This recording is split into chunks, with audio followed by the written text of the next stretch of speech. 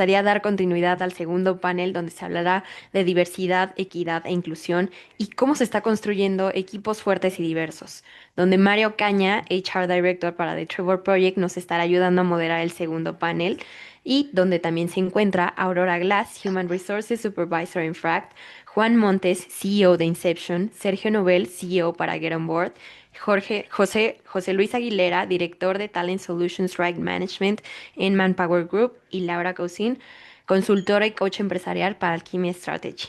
Sin más que decir, me gustaría cederle la palabra al moderador Mario Caña para dar inicio a nuestro segundo panel. O al menos cuando yo escucho hablar de talento, escucho hablar de la persona, escucho hablar de la gente, es como si estuviéramos hablando de un gran ente que se mueve hacia el mismo lugar, que se mueve de manera consistente, que se mueve de manera unificada.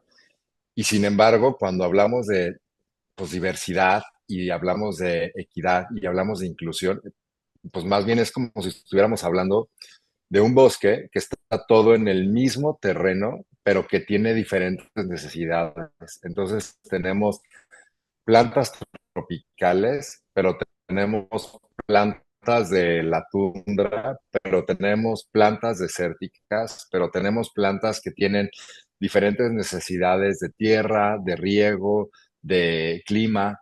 Y entonces, pues esto se vuelve una tarea titánica para nuestras áreas. Y entonces, pues tenemos que hacer que todo este gran bosque en su diversidad, pues funcione y se mueva y trabaje y produzca y esté contento, ¿no? Y entonces, pues esto se vuelve, la verdad, un reto verdaderamente mayúsculo. Entonces, me gustaría cederle la palabra a Aurora, que nos va a platicar algunos casos de éxito y que tienen que ver con lo que está haciendo hoy en Fract Group. Adelante, Aurora. Gracias, Mario. Un gusto y un placer estar participando hoy aquí. Y, es enriquecedor compartir estas experiencias porque yo creo que todas las personas que somos responsables de recursos humanos nos estamos preguntando todo el tiempo cómo puedo integrar mejor a la gente, cómo puedo generar valor, cómo puedo evitar sesgos que me acompañan a mí misma, ¿no? Desde el que vienen, pues, por donde crecí, estudié, con quién colaboré, las empresas en las que he estado. ¿Cómo puedo hacer visible para mí toda esta riqueza, como tú lo llamas? Y una de las cosas que iniciamos el año pasado en FRAC fue un esquema de becarios, pero un esquema de becarios en donde son chicos que vienen de escuelas públicas, que vienen a lo mejor de un nivel socioeconómico que tal vez no hubieran podido acceder a una empresa transnacional de no ser por este tipo de programas. Y es un programa en donde nos comprometemos con ellos porque creemos que la formación dentro de la empresa es lo que nos llevará al éxito. Y FRAC en México tiene 4 años, entonces realmente es muy poco el tiempo que llevamos y para empezar a crear a nuestros líderes de 5, 6, 8, 10 años, que es una visión a futuro. Y entonces les damos programas de mentorías y entonces tienen opción de aprender inglés y es un proceso muy formativo. Y bueno, yo misma el dejar de tener sesgos también en contratación. De hace poco escuchaban esto, ¿no? De no es a quién contratas, es a quién estás dejando fuera de contratar o a quién no estás viendo, ¿no?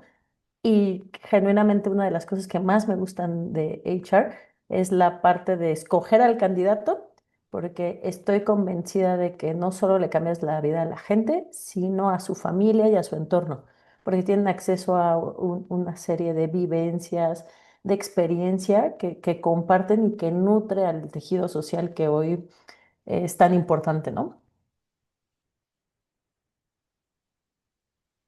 De acuerdo, Aurora, muchísimas gracias. Y hablando de sesgos, pues creo que vamos a tener una tarea importante en estas sesiones, dejando claro cuáles son estos sesgos y cuáles son pues los perfiles, ¿no? Porque a veces pues el perfil que nos pide nuestro cliente interno viene ya desde ahí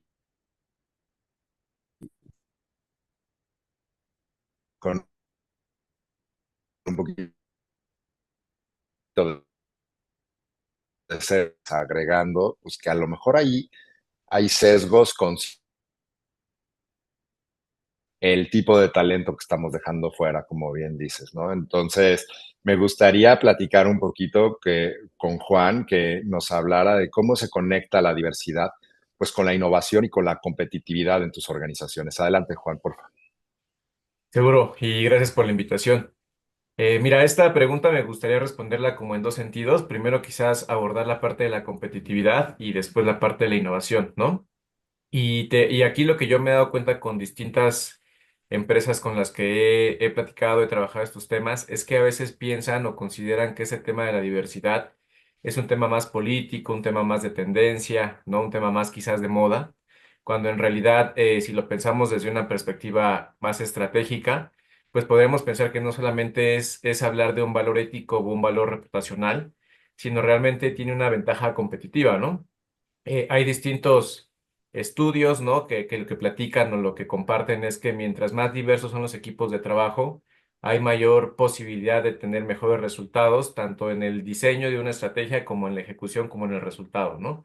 Ahí, por ejemplo, me gustaría mencionar algunos estudios de CloverPop.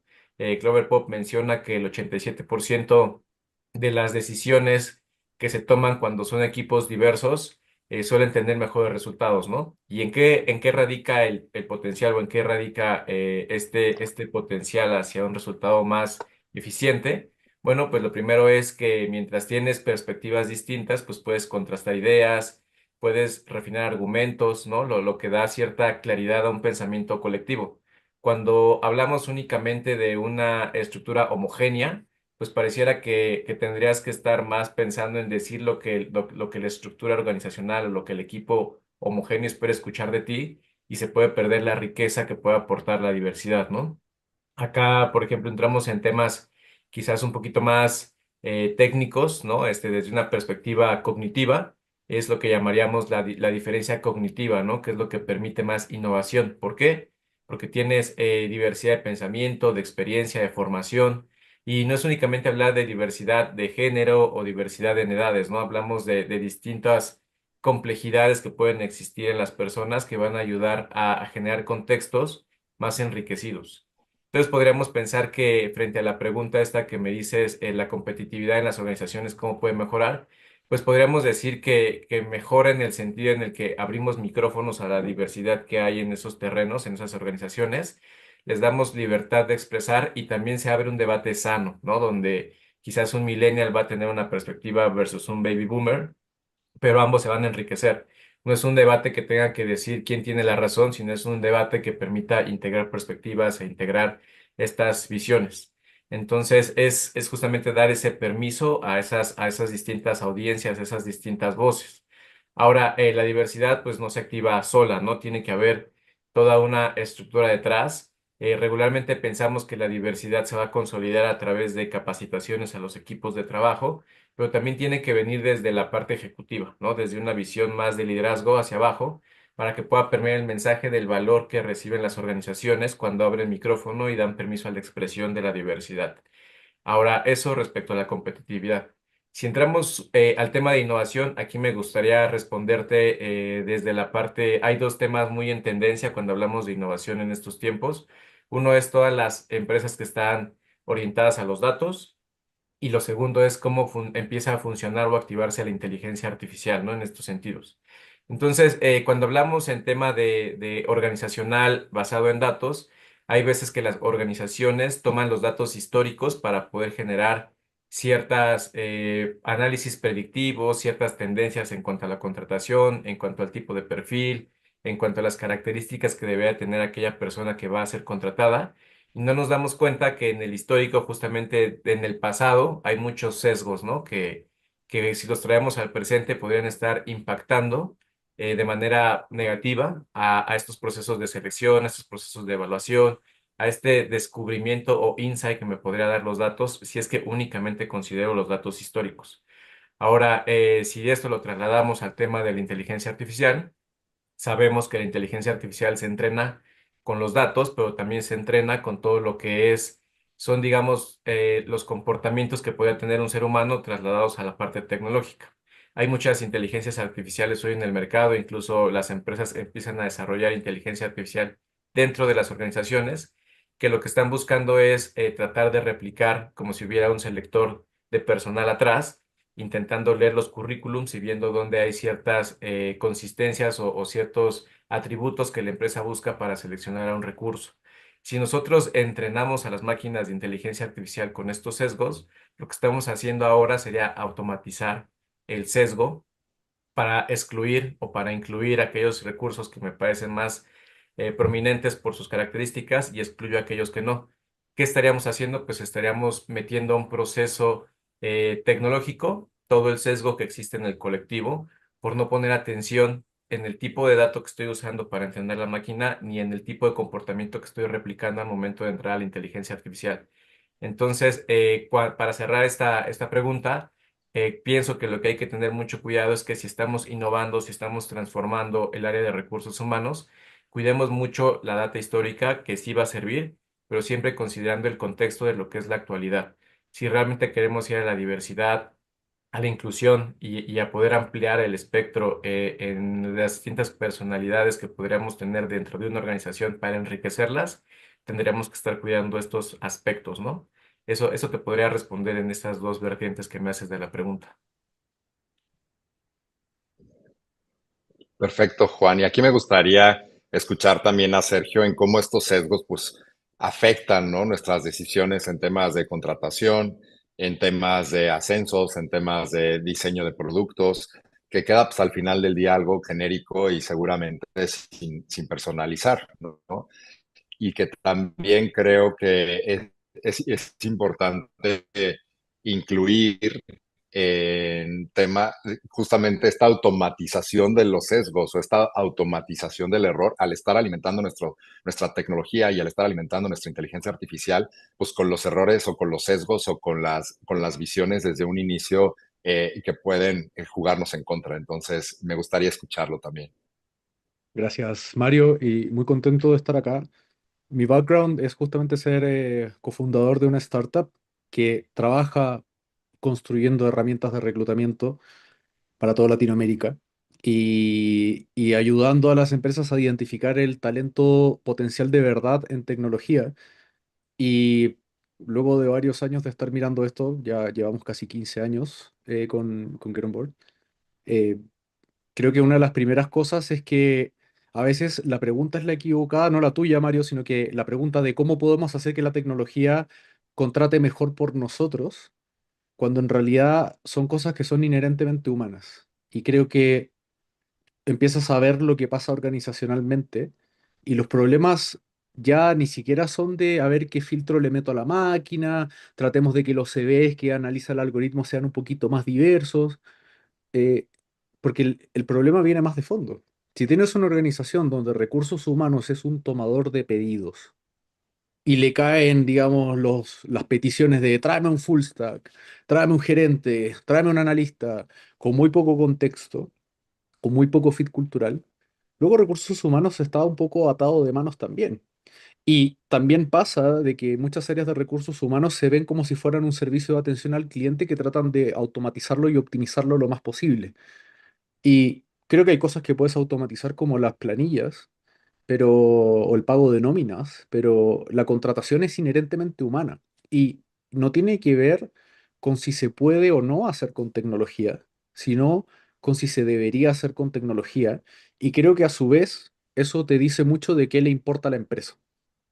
Cuando una empresa recibe un aplicante, un candidato, y lo primero que hace es procesarlo con un algoritmo que te lo descarta, ¿qué te dice eso de la empresa? ¿Qué tanto le interesa a la gente? ¿Qué tanto le interesa tomarse el tiempo? ¿O es meramente un KPI que tienen que automatizar? ¿Meramente hay un incentivo que le han dado desde arriba a procésame leads, tráeme gente, lléname la posición en menos de 2 semanas y no te importa el cómo? Entonces, Creo que esto es un poco parecido a los restaurantes. Hay restaurantes donde el criterio principal es la calidad y el origen de los insumos y el craft en la cocina y la experiencia. Y hay otros restaurantes donde en realidad te tratan de vender la comida más barata posible, lo más empaquetada posible, de la más larga duración posible y lo más procesada posible.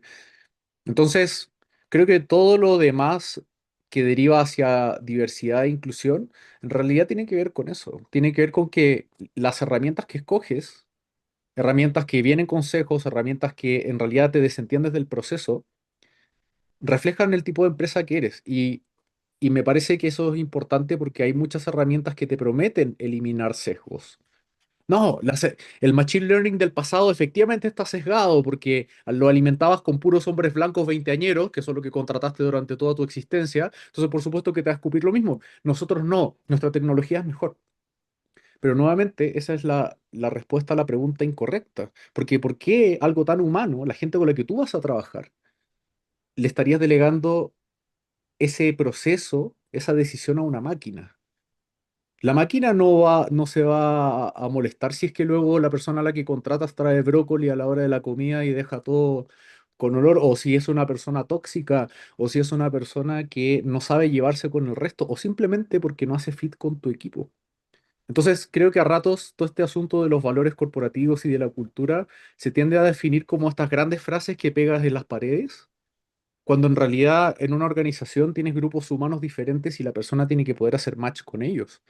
Entonces, a ratos, la idea de tratar de optimizar este proceso es justamente el ángulo equivocado. La tecnología creo que te debería abrir puertas, debería acelerarte las partes tediosas, pero para que tú puedas concentrarte en la parte humana. Pero la parte tediosa no puede ser evaluar a la gente. No puede ser eso un proceso que te tratas de sacar encima y tratas de outsourcearlo, ya sea a otro proveedor o a otra herramienta o a un algoritmo, porque es la gente con la que tú vas a trabajar.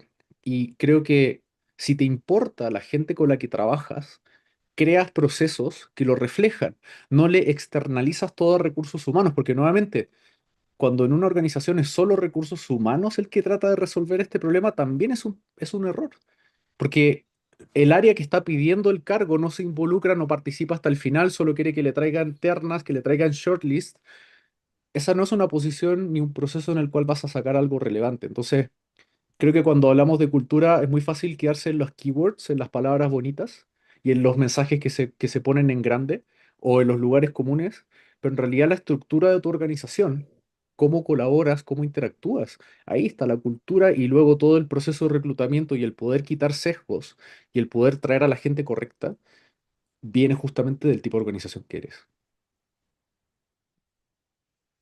Sí, estoy totalmente de acuerdo y a veces nos preocupamos más de la cultura que está en las paredes, de lo que está declarado, de lo que está en los manuales, de esto que nos esforzamos tanto en los onboardings por transmitir, pero que en el día a día pues no se vive o no se respira o no se siente exactamente igual a como está declarado, ¿no? Y entonces creo que ahí es donde está el tejido fino y donde está el detalle fino y es donde aportamos valor como área de HR. Aquí llega una pregunta de Claudia Lozano de OD Consulting Group que dice, ¿qué criterios específicos se utilizan para diagnosticar el estado de la cultura? ¿Quién quisiera tomarla antes de pasar con nuestra siguiente panelista?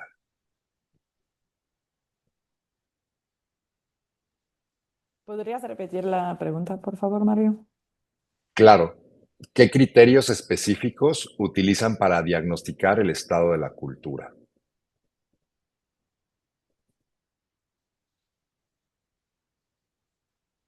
Bueno, para mí sería el bienestar y la felicidad de ambos lados, como empleados y como empresa. Qué tan sana es la empresa en términos de resultados, de proceso y que cuadre con el propósito, o sea, que el propósito sea congruente entre lo que busca el empleado y lo que busca la empresa. Sería como este punto.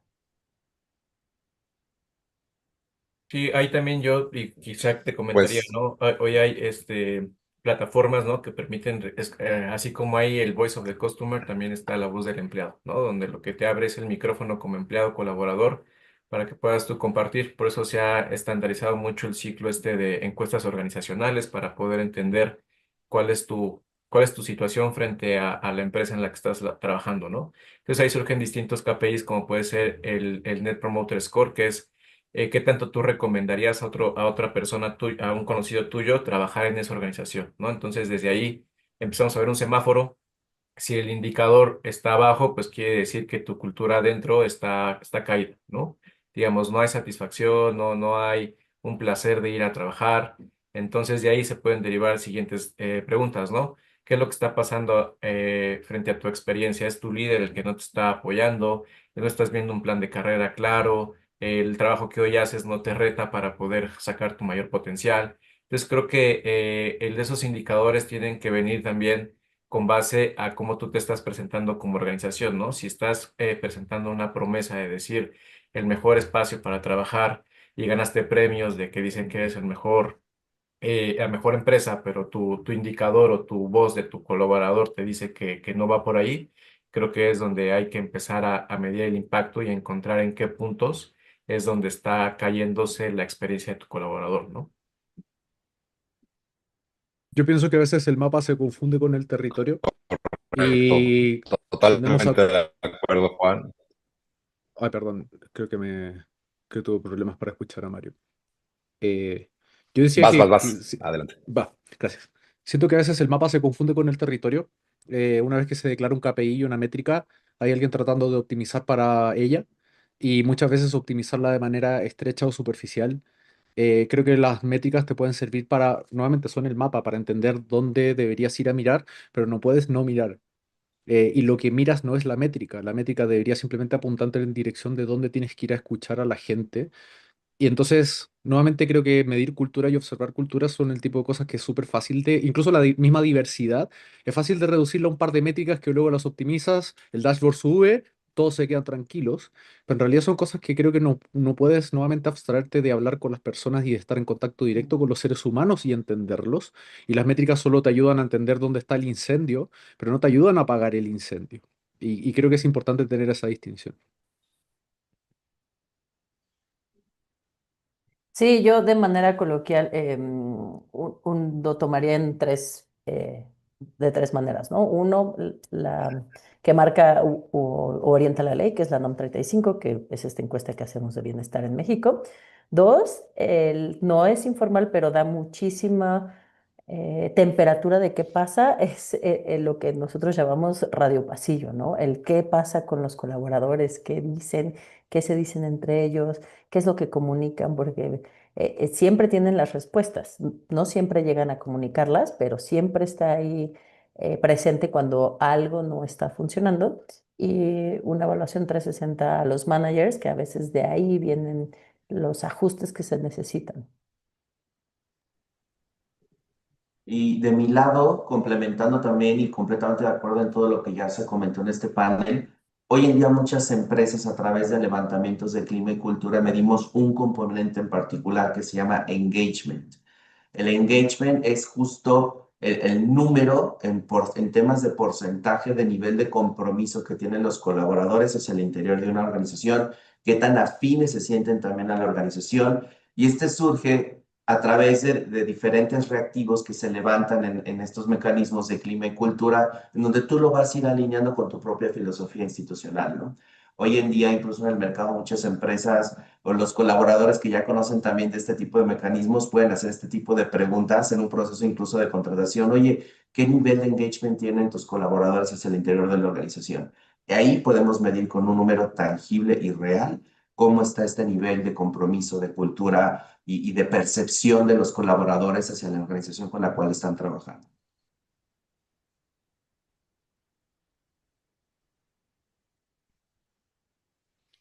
Totalmente de acuerdo. Y creo que es un poquito la diferencia de invitar a la gente y de abrirle la puerta a personas diferentes, a personas diversas, y que cada una de estas personas se sienta igualmente cómodo igualmente realizada, igualmente plena que todas las demás, ¿no? Entonces, nos vamos a seguir con Laura. Laura, me encantaría que nos platicaras un poquito del ROI, ¿no? ¿Cómo se ve el ROI impactado cuando funcionan estas estrategias de inclusión y cómo empoderamos a las áreas de RH en estos conceptos? Sí, muchas gracias, Mario. Laura, Sí, aquí estoy. nuevamente. Ya te escuché. Muchas gracias, Mario. Me gustaría dividir la pregunta en dos. Primero, entender eh, el área de recursos humanos. ¿Por qué empoderar el área de recursos humanos? Antes de hablar de tal cual del tema de inclusión y qué nos aporta en términos de rol. Em, Muchos aquí seguramente han vivido estos casos que el Departamento de Recursos Humanos es él o uno de los que siempre son más castigados en momentos de crisis o en momentos de necesitar mostrar un resultado diferente en términos de margen. Es donde atacamos fácilmente una reducción de gasto, teniendo menos gente, menos estrategia, porque aquí creemos que fácilmente podemos ahorrar dinero. Entonces, desafortunadamente, eso pasa por una simple razón, em, que recursos humanos durante muchísimo tiempo, ya está cambiando cada vez más, no miden de manera genuina, ¿no? Un poquito lo que decía Sergio, ¿no? O sea, la medición, pues, si bien nos va, la tenemos, ¿no? Muchas veces no la tenemos, y cuando la tenemos no la sabemos aprovechar y no la sabemos transformar. Entonces, cuando llega un momento así de crisis o de necesidad, pues lo que llega a pasar es que finanzas o operación dicen, a ver, gastos de recursos humanos, gastos a gestión de talento, ¿no? En la palabra amplía. Bueno, por ahí tenemos que reducir. El problema que no vemos es que hacer esos patches temporales sobre el Departamento de Recursos Humanos hace que generamos más problema, porque ¿qué creen? Gente hay en todos los departamentos. Entonces, deberíamos de considerar recursos humanos como el departamento más estratégico de la compañía, porque es el que ayuda a que las personas maximicen su potencial, sean más productivos y más rentables. Y el error que tenemos desde muchísimas décadas es intento hacer algo bien porque voy bien, ¿no? Y de repente hay momentos de crisis, entonces castigo las acciones, los eventos hacia la gente. Entonces vuelvo de cero. Y además no mido y no mido bien. Entonces, finalmente, pues hoy en día el Departamento de Recursos Humanos en muchas empresas no es estratégico, es transaccional. En algún momento lo comentaron hace ratito. Es un departamento toma pedido, o sea, que es meramente transaccional, que no permiten dejar ver una estrategia, porque un BI de recursos humanos nadie se le ocurrió, ¿no? O sea, tener algo formal en términos de gestión de números, ¿no?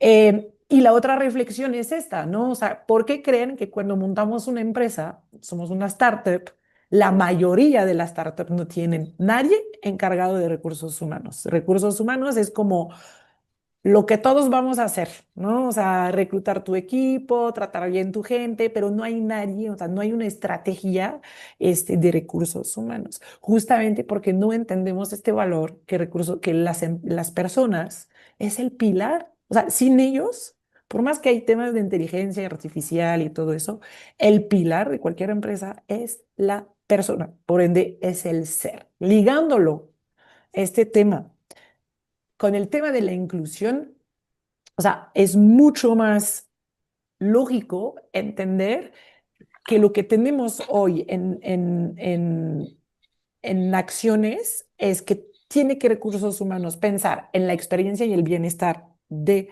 los empleados, pero también tiene que entender que la empresa no está aquí para hacer acción social. Y a veces cuando hablamos de recursos humanos, olvidamos que la empresa está aquí para hacer dinero y hacer lana y hay que ser honestos con eso. O sea, la empresa tiene un target, un propósito, hay socios, hay accionistas, hay una necesidad de generar más dinero, claro que sí. O sea, no nos podemos, o sea, ciegar con eso, ¿no? Entonces hay que tener muy claro los objetivos finales. La empresa quiere más lana y el empleado se la quiere pasar bien produciendo más porque está bien tratado. ¿Cómo la inclusión conjunto nos puede aportar a eso? Es en conjunto con los números, más la diversidad y la inclusión. Y aquí quiero ampliar la palabra inclusión. O sea, va mucho más allá de lo que creemos. Es respetar a tu vecino, aunque no es de una comunidad en particular.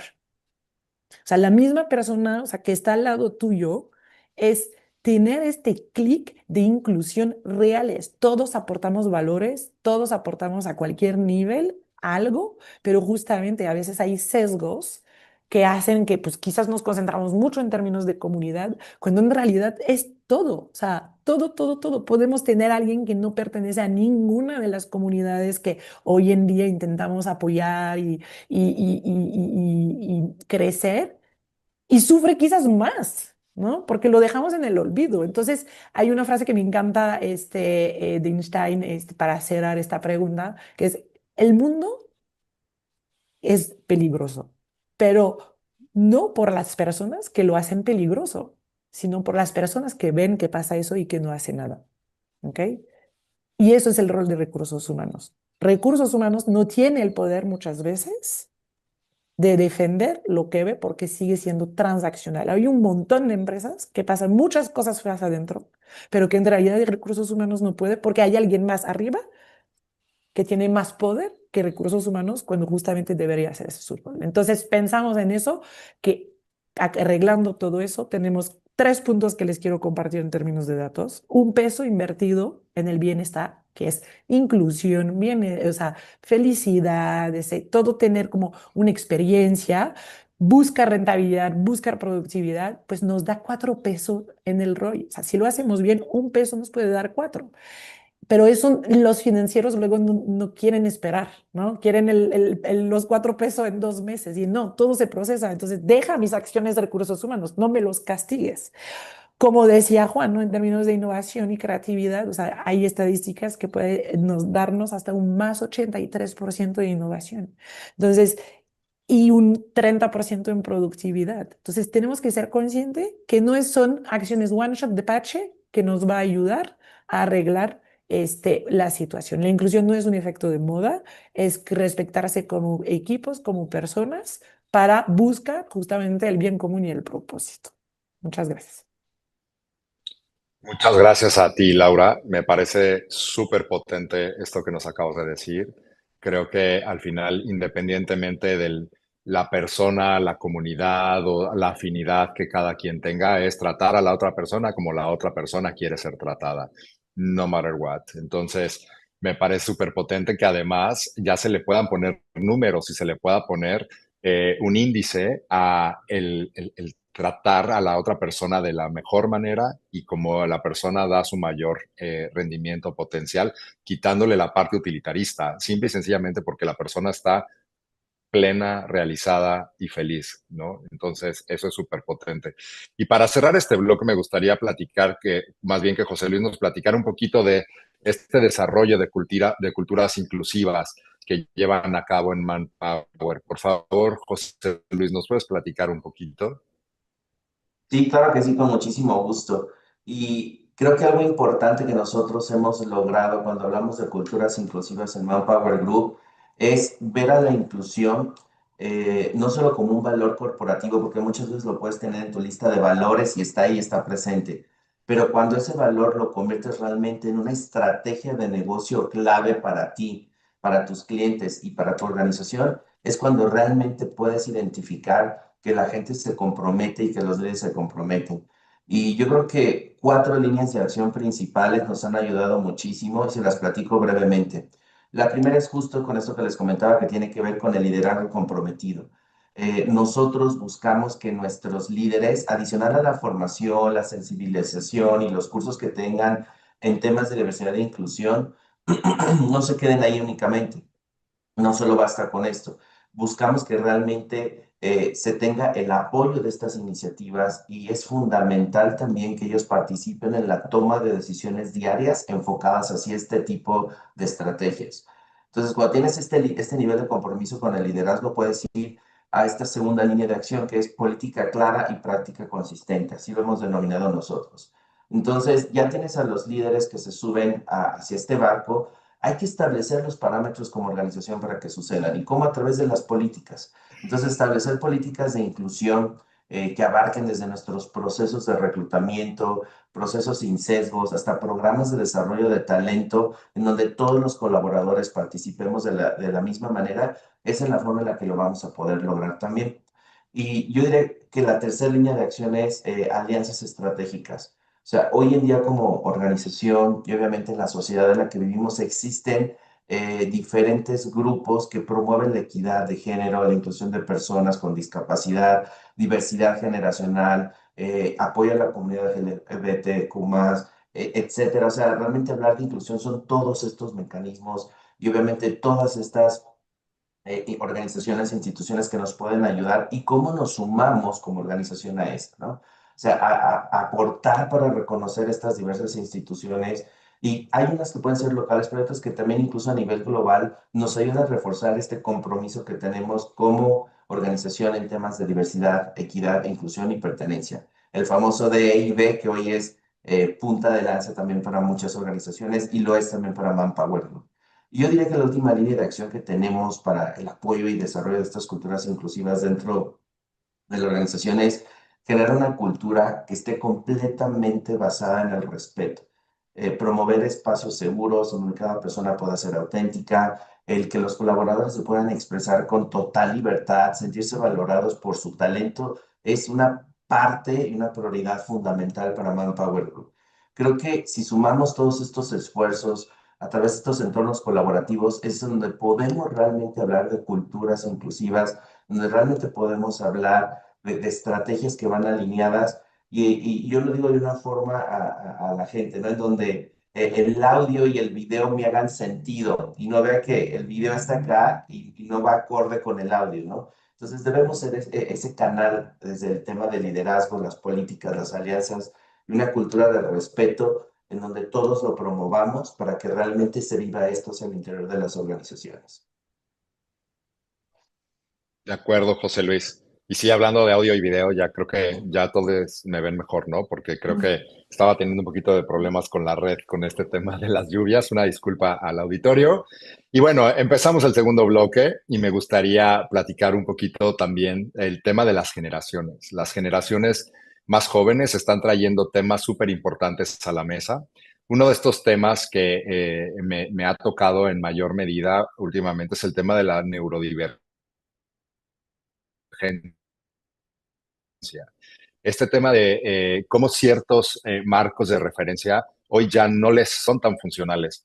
Estos marcos donde a lo mejor las evaluaciones de desempeño eh, estaban hechas o están hechas de una manera, también empiezan a traer diferentes formas de estructura mental, diferentes formas de trabajo a la mesa y, por ejemplo, algo muy trivial podría ser las personas que funcionan mejor trabajando de día, las personas que funcionan mejor trabajando en la tarde o trabajando por la noche y que son más productivas o se saben más productivas en ciertos momentos de la vida y está el jefe detrás diciendo, es que le veo pensando y yéndose a la nada, ¿no? Y entonces no me soluciona al final del día y entonces la persona está pensando en la noche, es cuando voy a tener una solución para esto, por este tema, porque pues me ilumino, me llega la inspiración, estoy en un entorno mucho más controlado, en la oficina a lo mejor no puedo pensar de la misma manera, pero mi jefe no me ve sentado en la oficina o mi jefa no me ve sentada en la oficina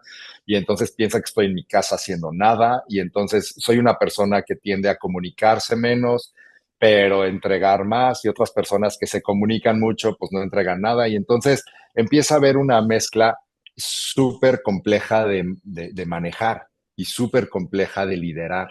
Entonces, estas nuevas generaciones, digo, aquí voy a ir con Juan, que pues nos puede hablar de algunos esquemas que ya están implementados, pero me gustaría abrir la conversación también al resto del auditorio porque creo que es muy relevante a la realidad que estamos viviendo hoy en las organizaciones, ¿no? Sí, seguro. Gracias, Mario. Bueno, igual pongo un poquito de contexto. ¿Qué hacemos en Inception? Lo que hacemos es tratar de apoyarnos de la neurociencia y la psicología, pero aplicado a un contexto de negocio, ¿no? Nace en un inicio cómo poder gestionar mejores experiencias en las personas. Y cuando digo personas, decimos orientados a un cliente, por ejemplo, que un cliente atrás de un registro en una base de datos es una persona y un empleado, un colaborador también es una persona, ¿no? Entonces, ¿qué es lo que pasa? Cuando empezamos realmente a profundizar en lo que es la experiencia, en lo que es una persona, empezamos a considerar que no es únicamente un cuate recién egresado, o es una persona cercana a la jubilación, o es un cuate que está repuntando en su carrera, sino que es una persona atrás que tiene anhelos y que tiene necesidades, ¿no? Hace un ratito que hablábamos sobre los sesgos, yo creo que es una palabra que medio se ha satanizado en el sentido que dicen, es que tiene sesgos.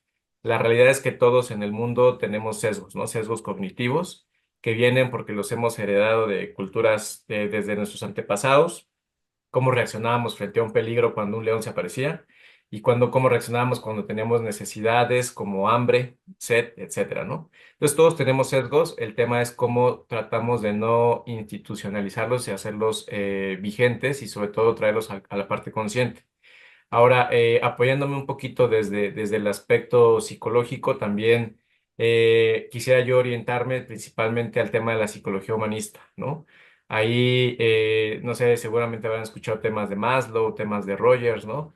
Pero para traerlo un poquito a la mesa y asociándolo con esta neurodivergencia que platicábamos o que me preguntabas ahí, Mario, lo que empezamos a ver es un cambio de paradigma cultural y sistémico, como ya lo decías. Ya las nuevas generaciones no llegan a pedir trabajo, ¿no? Digamos que anteriormente veníamos de un tema donde el trabajo nos representaba de alguna manera en cómo podíamos lograr cierto éxito. Hoy lo que las nuevas organizaciones, por la formación que han tenido y por la evolución que ha tenido en la cultura, empiezan a buscar más coherencia, más desarrollo, más pertenencia, ¿no? Es por eso que también el tema de experiencia empieza a surgir como un tema diferencial dentro de las organizaciones. No basta únicamente con que tú estés viniendo a trabajar y yo te esté pagando un sueldo, sino cuál es tu experiencia desarrollándote como colaborador en la organización. Entonces, bueno, empezamos a ver que se empieza a promover el tema de la diversidad, el tema del bienestar, se empiezan a hacer más inclusivas las organizaciones en todos los contextos.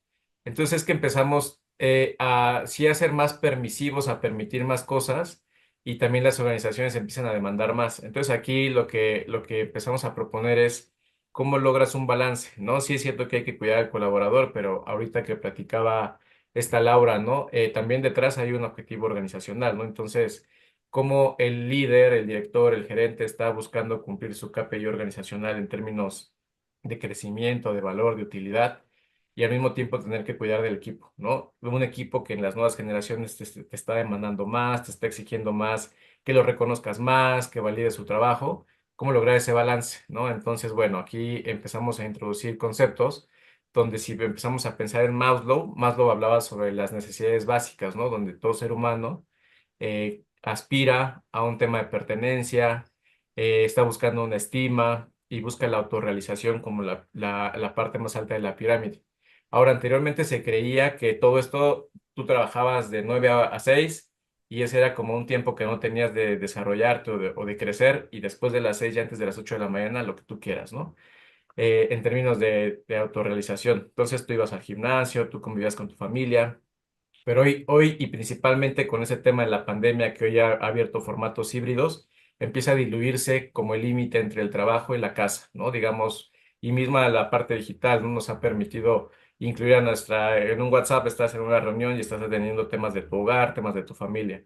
Entonces, ¿qué es lo que empezamos a ver? Empezamos a ver que se empiezan a unificar. Ya no hay una separación entre el aspecto laboral y el aspecto personal, ¿no? Sino lo personal entre lo laboral y lo laboral en lo personal. Entonces, ¿qué es lo que buscan las personas o las nuevas generaciones? Es cómo puedo no postergar esta autorrealización que estoy buscando y mi trabajo mismo me permite autorrealizarme y lograr esta tendencia actualizante, ¿no? Que es lo que buscamos cuando buscamos trabajo, buscamos pareja, desarrollo familiar, etcétera, etcétera. Si pensamos también en la parte de Carl Rogers, ¿no? Él hablaba mucho sobre cómo podemos hacer que una persona realmente logre el desarrollo y el potencial que existe dentro de ellos. Ahí hablamos de tres condiciones, ¿no? Lo primero es que debe haber autenticidad, tiene que haber aceptación incondicional y una empatía real. Cuando hablamos de autenticidad, bueno, pues es realmente reconocer lo que tú necesitas. Y acá, digamos, ya no es tanto entre generaciones, ¿no? Sino tú como ser humano, como persona, en qué momento de tu etapa de vida estás y qué necesitas tú y yo como empresa, cómo te lo voy a dar.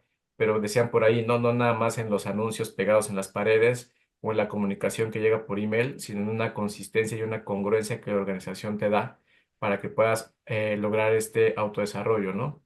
Aceptación incondicional es lo que más casa con el tema de diversidad e inclusión, reconocer cómo hay generaciones diversas, porque incluso dentro de las millennials, las centennials, las diversas generaciones hay subnichos, ¿no? Hay unos que son más digitales, hay unos que son más impulsivos, hay unos que son más racionales. Entonces, ¿cómo podemos comprender las personalidades de nuestros colaboradores para construir esquemas que permitan realmente sentirse aceptados, ¿no? Y todo dentro de una empatía. Insistí ahorita en el tema del registro en la base de datos porque yo me he dado cuenta que tanto en la parte de clientes como en la parte de empleados, una persona es un registro o es un ID en una base de datos, ¿no? Entonces le vas colgando atributos a ese identificador y de pronto ya tienes a un ser ahí en tu base de datos a nivel tecnológico que cómo reacciona, cómo se comporta, pero no existe una empatía real, ¿no? Por ahí decían que sí es cierto que la tecnología ayuda a automatizar, pero también tiene que venir una humanización, tanto de la tecnología como de los líderes, que me gustaba la propuesta que hacía este Sergio, ¿no? Donde él decía que no, que el líder o una persona tiene que haber ese contacto humano, ¿no? No todo tiene que ser tan frío ni tan alejado. Entonces, en este aspecto generacional, ahí para ir ya cerrando la respuesta, pues en estas nuevas generaciones se observan estructuras más líquidas. ¿Qué significa en ese aspecto líquido? Donde se empiezan antes venían jerarquías verticales, donde había un líder y todos tenían digamos, trabajar para el líder para lograr el resultado de las áreas. Hoy vemos esquemas más colaborativos y esquemas más horizontales, ¿no? Donde sí es cierto que está el líder liderando, pero al mismo tiempo se pone en un lugar de acompañar a su equipo para entregar el resultado. Es decir, ya no es el líder que manda, sino es el líder que se pone en un nivel donde se pueden ver similares sin que esto implique rebasar el límite de liderazgo, ¿no? Hoy también hay métricas más flexibles o más adaptativas, digámoslo así, donde anteriormente había esquemas anuales, se estandarizaban de ciertas maneras los ciclos de encuestas. Hoy lo que muchas organizaciones empiezan a hacer es empezar esquemas más cortos, trimestrales, semestrales, y también empezar a analizar al colaborador y su experiencia dentro de ciertos contextos donde puede haber cierta sensibilidad. Es decir, está habiendo un recorte personal, ¿cómo empiezo yo a atender en ese momento a cuidar a mi empleado, a escucharlo, a atenderlo, a reconocer que es una persona que está quizás angustiada por los recortes, ¿no? Empezamos a ver también una tecnología más activa. Estas nuevas generaciones neurodivergentes ya nacieron puramente digitales, entonces las organizaciones tienen que transformarse también en este contexto a ser más digitales. Ahí, por ejemplo, empieza a haber asistentes o chatbots con inteligencia artificial cognitiva que lo que permite es tener interacciones entre el empleado y un robot, que no por ser un robot va a ser frío, ¿no? Ahí depende del entrenamiento, de la capacidad cognitiva que tenga el robot para poder responder de una manera amigable, muy similar a cómo hoy te responde un ChatGPT. Y por último, trayectorias más flexibles, ¿no? Hoy empiezan a cuidar desde que un colaborador llega, de las nuevas generaciones principalmente, es qué visión tienes al corto, mediano y largo plazo, ¿no? Aunque muchas generaciones hoy nos vamos a enfrentar que no tienen una visión clara de hacia dónde van. Entonces es empezar a acompañar estos procesos de crecimiento para acompañarlos a crecer y principalmente si estamos desarrollando el talento dentro de nuestras organizaciones, ¿no? Entonces, para cerrar, digamos, el reto no es atraer talento diverso, sino es no apagarlo una vez que llega, ¿no? Sino al contrario, tratar de encenderlo y acompañarlo en todo el proceso que tendrá de madurez con la organización. Gracias, Juan. Y sí, coincido mucho con que estas generaciones buscan el tema de autenticidad, de que el propósito en las organizaciones y la inclusión sea real y no sea un tema como lo hemos mencionado de que tengo los valores pegados en la puerta y realmente no se respetan. Yo siento que justo el futuro es diverso, no solo en la evidente, ¿no? Que es género o edad, sino en cuestión de habilidades.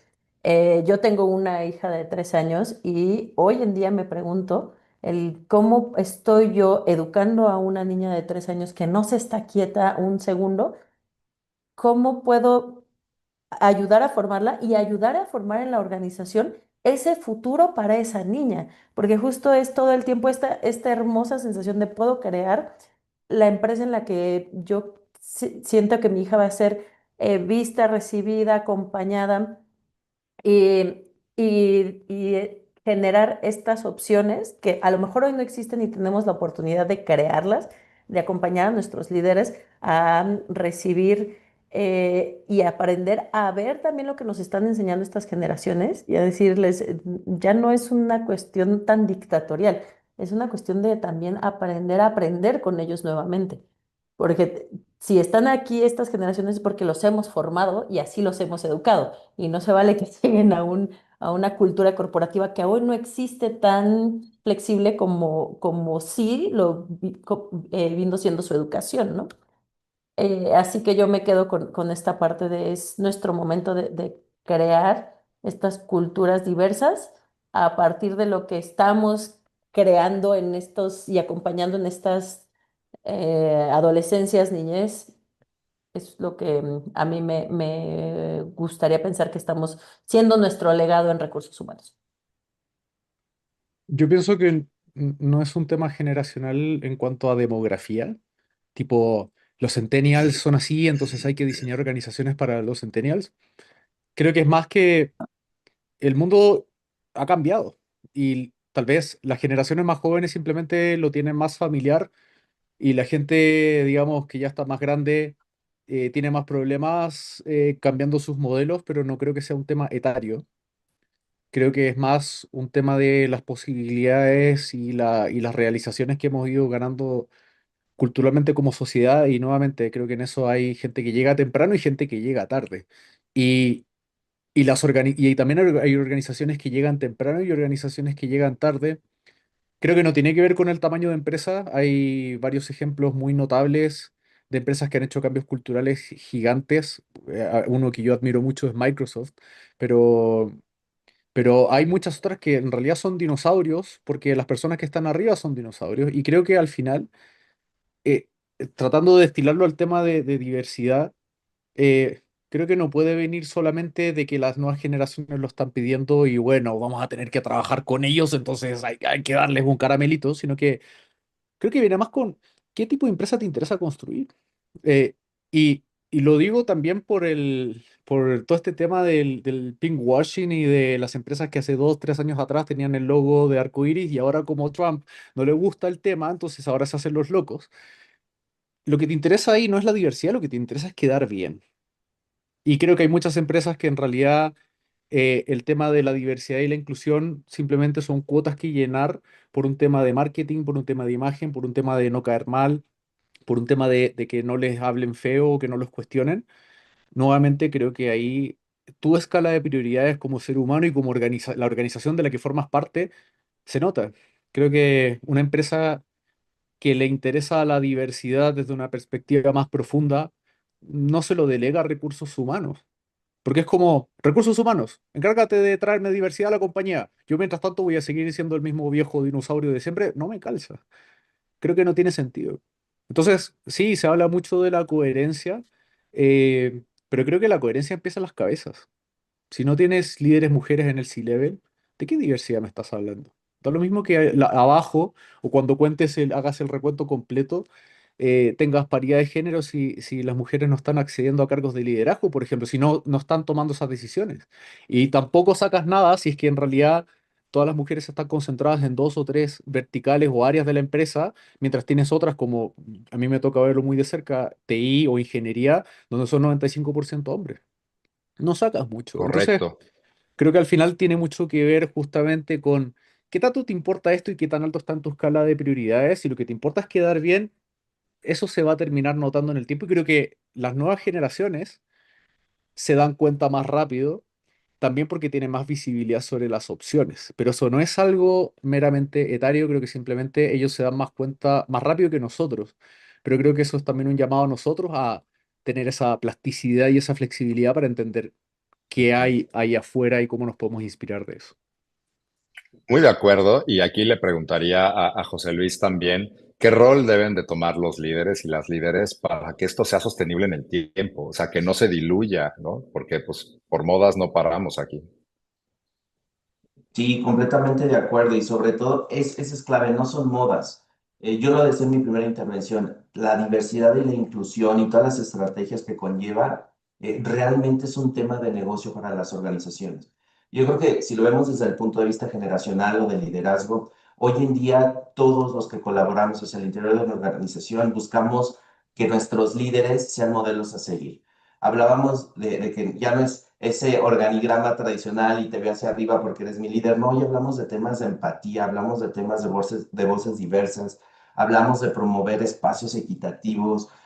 Todo esto va a ayudar a que la cultura realmente no tenga este estancamiento. Es decir, tenemos que encontrar estos modelos a seguir en temas de liderazgo.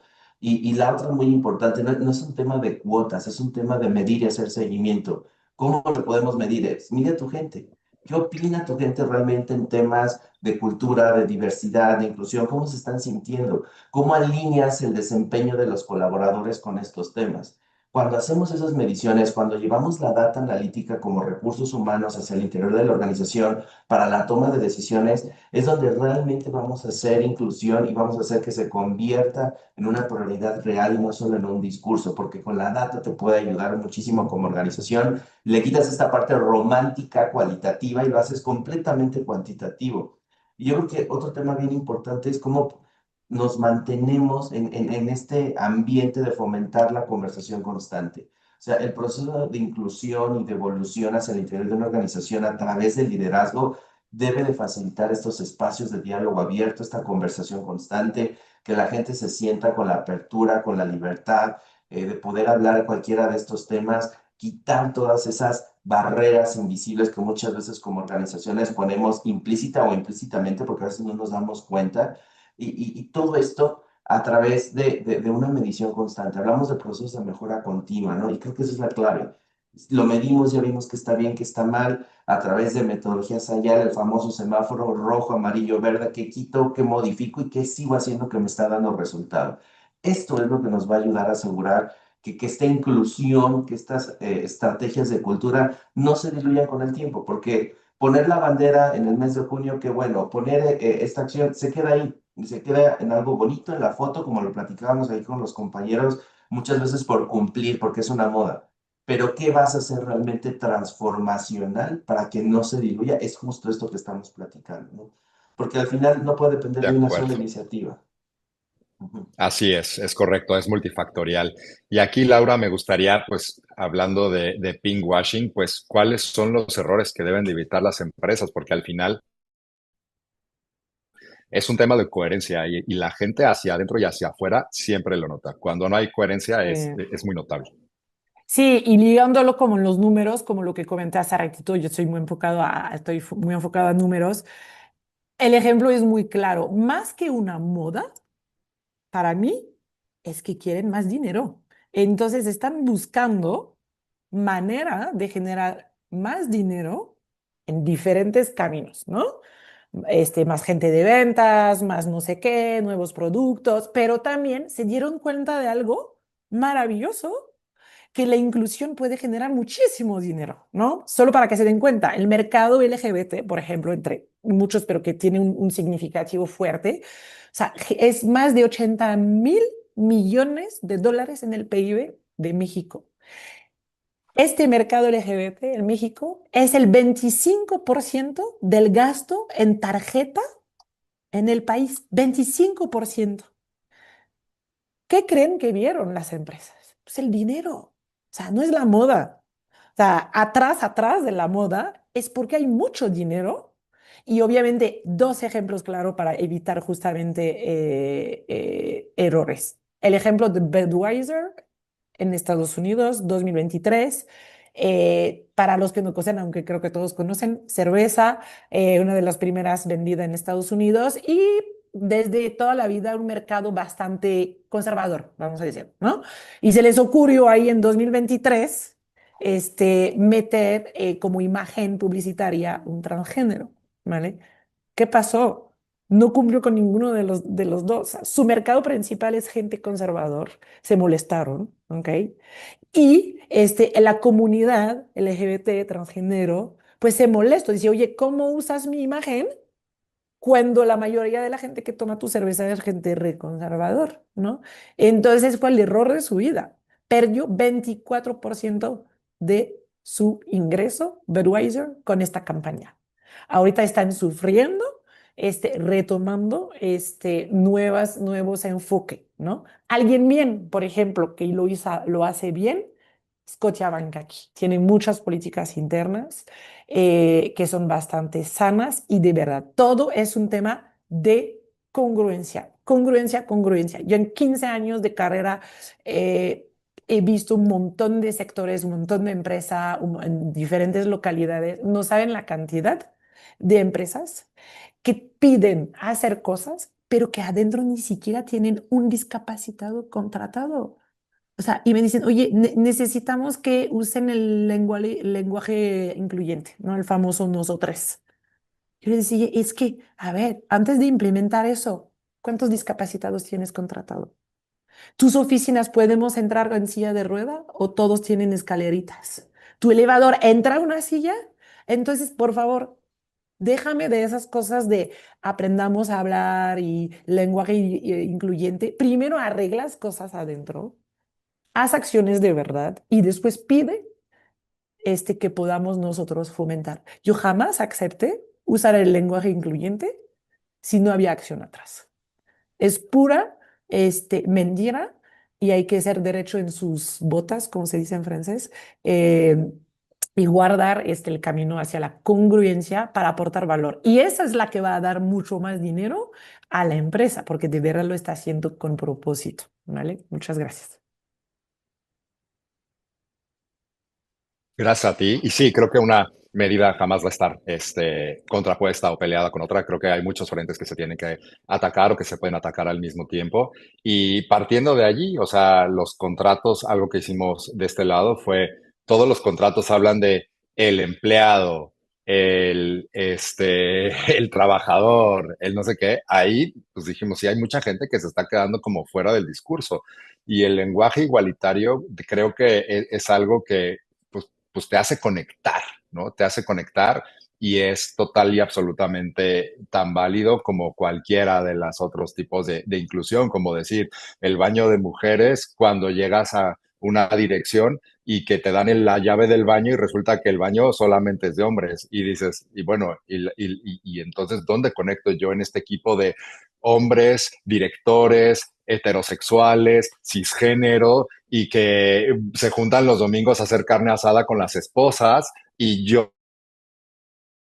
me vuelvo como que, pues a lo mejor no sé, la situación de vida de cada quien, pero pues soy una mujer soltera, entrada en sus 40 y que pues no conecto en esta realidad, en este equipo. Es cuando hablo de que la diversidad tiene que llevarse al terreno de la inclusión, ¿no? Y entonces nunca va a estar jamás peleada una por otra. Y aquí una pregunta que pues ya va a ser abierta para todo el panel es, partiendo de la premisa de que hemos heredado una cultura que recompensa ciertos rasgos neurotípicos de la personalidad, ¿qué lugar tienen las neurodivergencias en el paradigma autista, en el diseño de estrategias de reclutamiento, retención y promoción del talento? ¿Quién la quiere cachar?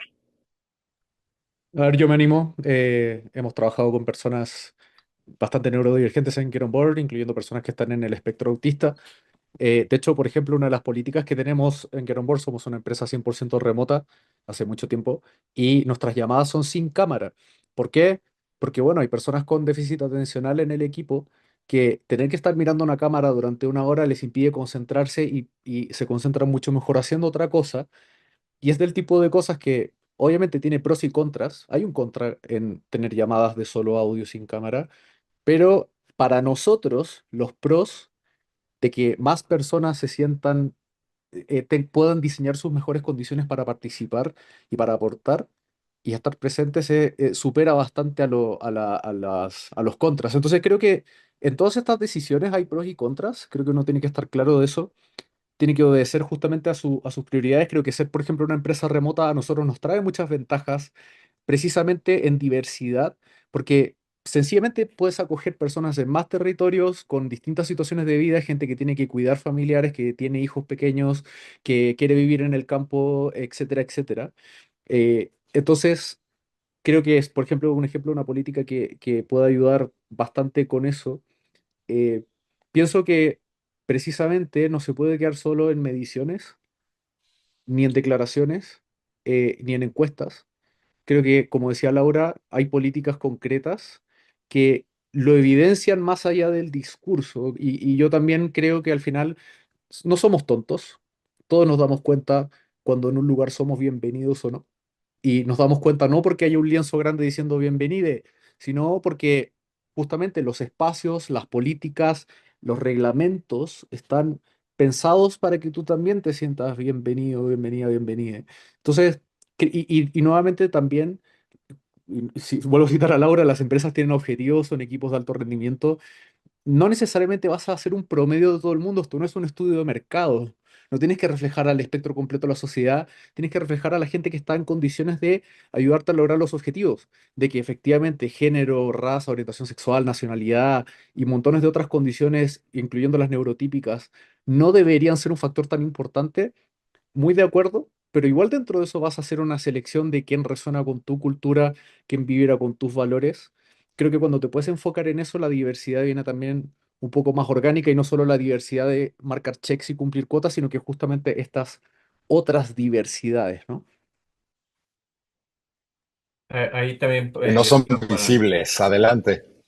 para complementar ahí a Sergio, Mario, con la pregunta es, también cuando se habla de rasgos de personalidad, regularmente uno suele llevarlo al tema patológico, ¿no? Entonces tienes un trastorno tal, tienes un rasgo tal, Mm. ¿no?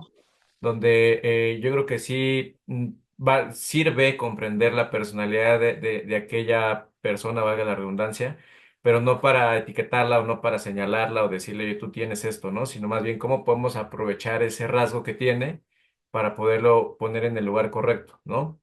Hoy, por ejemplo, pensemos en una persona con un rasgo más obsesivo, ¿no? Que le gusta más temas de ser más descriptivo, ser más característico, tener como más control. O sea, a lo mejor esa persona la pones en áreas como un project manager, ¿no? Donde él tiene que llevar cierto orden, cierto control, y entonces, en lugar de juzgarlo por el rasgo obsesivo, apoyas o tomas eso en consideración para ponerlo en un lugar donde va a dar un resultado mayor, ¿no? A lo mejor tienes también una personalidad con rasgos más histriónicos, como a lo mejor la puedes poner más en un área de diseño o en un área creativa, ¿no? Donde le vas a dar más capacidad de exponenciar ese rasgo que hoy ya tiene. Entonces creo que hoy sí, hablando de personalización, que lo decías también hace un rato, hoy ya no vale la pena, o sea, ya no es únicamente personalizar con rasgos sociodemográficos, ¿no? Sino cómo puedes usar ese conocimiento de la psique o de la parte mental de aquella persona para poderlo ubicar en el lugar correcto donde dé el resultado correcto, ¿no? Eso es lo que yo aportaría de este lado. Mario, si nos da tiempo, un segundo, me gustaría dejar una reflexión. Mm. En los niños. Los niños, cuando son chiquitos, no somos conscientes, pero en realidad aprenden, el proceso de aprender es a través del juego. ¿Ok?